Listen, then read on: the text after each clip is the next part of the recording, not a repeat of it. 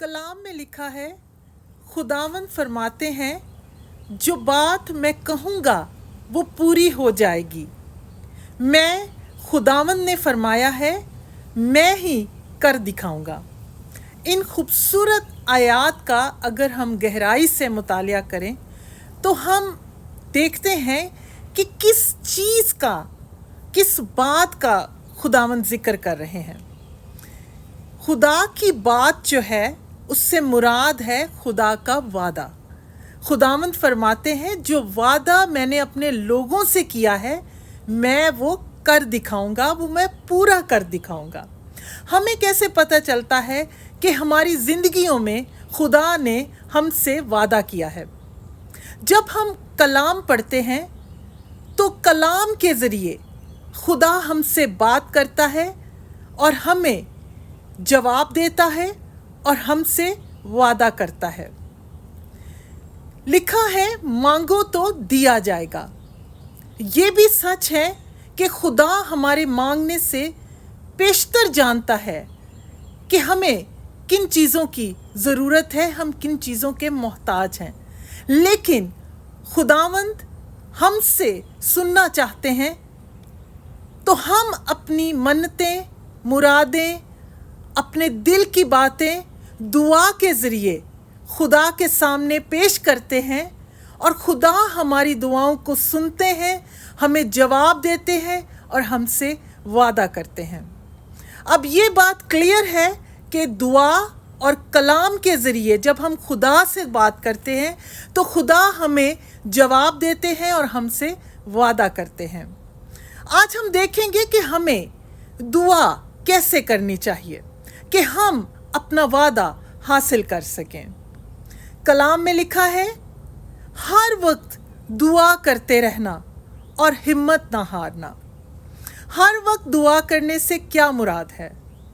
صبح، دوپہر، شام دعا کرتے رہنا اور ہمت نہ ہارنا۔ ویسے ہی جیسے دانیال جو تھے وہ دن میں 3 بار گھٹنے ٹیک کر دعا کرتے تھے۔ آج ہمیں بھی صبح، دوپہر، شام دعا کرنی ہے اور ہمیں صبح دعا کر کے یہ نہیں سوچنا کہ ہمیں دوپہر کو جواب نہیں آیا خدا کی طرف سے تو ہم نے دعا نہیں کرنی۔ ہم نے دوپہر میں بھی دعا کرنی ہے، ہم نے رات میں بھی دعا کرنی ہے اور ہمیں ہمت نہیں ہارنی۔ اب دیکھنا ہے کہ ہمیں دعا کس طرح کرنی ہے۔ کلام میں لکھا ہے جب تو دعا کرے تو اپنے کمرے میں جا، اپنی کوٹھڑی میں جا، اپنا دروازہ بند کر اور پوشیدگی میں دعا کر، اور جو پوشیدگی میں سنتا ہے وہ تجھے بدلہ دے گا۔ بدلے سے کیا مراد ہے؟ یعنی جب ہم اپنے خدا سے پوشیدگی میں دعا کریں گے، تنہائی میں دعا کریں گے، اکیلے صرف خدا کو سامنے رکھ کر اس سے بات کریں گے تو خدا ہمیں ہماری دعاؤں کا جواب دے گا، ہم سے وعدہ کرے گا۔ تیسری بات، ہمیں خدا سے جب دعا کرنی ہے تو ہمیں اپنے ارد گرد کے طوفان کو نہیں دیکھنا ہے۔ ایک دفعہ ایک بہت ہی دعاگو انسان تھے اور کہتے تھے کہ مجھے خدا سے بہت محبت ہے۔ ایک دن وہ خدا سے دعا کر رہے تھے اور ایک بزرگ ان کے سامنے سے گزر گئے۔ ان محترم نے دعا کو چھوڑ کر بزرگ سے فرمایا، بابا جی کیا آپ نہیں دیکھ رہے کہ میں دعا کر رہا ہوں اور آپ میرے سامنے سے گزر گئے ہیں؟ بابا جی خاموشی سے پیچھے آئے اور ان سے کہا، بیٹا آپ تو کہتے تھے کہ آپ کو خدا سے محبت ہے، اور یہ کیسی محبت ہے کہ آپ اپنے خدا سے باتیں کر رہے ہو اور آپ کا دھیان کہیں اور ہے۔ میں آپ کے سامنے سے گزر گیا تو آپ کو تو پتہ بھی نہیں ہونا چاہیے کہ کوئی آپ کے سامنے سے گزر گیا یا آپ کے دائیں گزر گیا یا کوئی آپ کے بائیں طرف کی گزر گیا۔ آپ کا تو اپنی جو خدا سے محبت میں ہے اس میں اتنا گم ہو جانا چاہیے کہ آپ کو ہوش ہی نہ ہو کہ آپ کے ارد گرد کیا ہو رہا ہے۔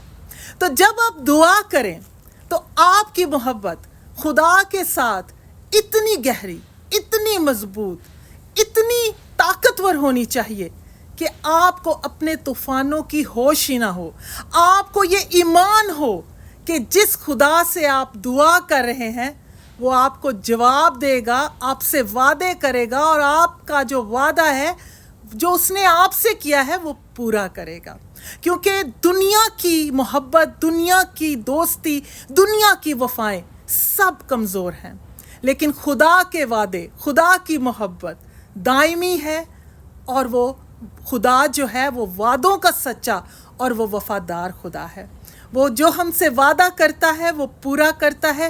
لیکن ہمیں جب مانگنا ہے تو ہمیں صبح، دوپہر، شام بغیر ہمت ہارے، پوشیدگی میں اور خدا کی محبت میں سرشار ہو کر خدا سے دعا مانگنی ہے تاکہ ہم اپنا وعدہ خدا سے حاصل کر سکیں. خداوند آپ کو اس کلام کے وسیلہ سے بہت برکت دے. آپ خوش رہیں، خوشیاں بانٹیں اور یسوع مسیح کو تکتے رہیں. آمین.